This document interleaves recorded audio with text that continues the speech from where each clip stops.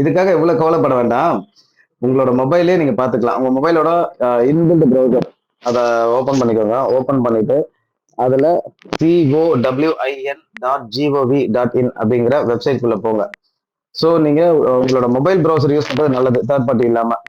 So அதை open பண்ணீங்க அப்படின்னா அந்த வெப்சைட்டோட இன்டர்ஃபேஸ் இப்படிதான் இருக்கும். அதுல மேல ரைட் சைட்ல ரெஜிஸ்டர் சைன் இருக்குல்ல, அதை கிளிக் பண்ணீங்கன்னா உங்களோட மொபைல் நம்பர் கேட்கும். மொபைல் நம்பர் டைப் பண்ணீங்கன்னா ஒரு ஓடிபி ஒன்று வரும் மொபைல் நம்பருக்கு. அந்த ஓடிபி போட்டுருங்க. போட்ட அப்புறம் இந்த மாதிரி தான் இருக்கும். இப்போ நான் மார்க் பண்ணிருப்பாங்க டவுன்லோட் சர்டிஃபிகேட் அப்படின்ட்டு. அந்த சர்டிஃபிகேட்டை இதுல இருந்து டவுன்லோட் பண்ணணும் அப்படின்னா இதான் ஆப்ஷன். திரும்ப இன்னொரு தடவை உங்களோட மொபைல் நம்பர் கேட்கும். மொபைல் நம்பரை டைப் பண்ணிட்டு அதுக்கப்புறம் கேட் ஓடிபி கொடுத்தீங்கன்னா ஓடிபி வரும். ஓடிபியை போட்ட அப்புறம் உங்களுக்கு திரும்ப பேஜ் இந்த மாதிரி ஓப்பன் ஆகும். இதுல வந்து உங்களோட சர்டிஃபிகேட்டுக்கு டவுன்லோட் பண்றதுக்கான ஆப்ஷன் வந்துடும். ஸோ இதுல பாத்தீங்கன்னா இப்போ நான் 2 டோஸ் போட்டிருக்கேன். ரைட் சைட்ல சர்டிஃபிகேட் ஒரு ஆப்ஷன் மார்க் பண்ணிருக்கேன் பாருங்க. பிளஸ் லாஸ்டா அந்த பூஸ்டர் டோஸ் போடல, அது விட்டாச்சு.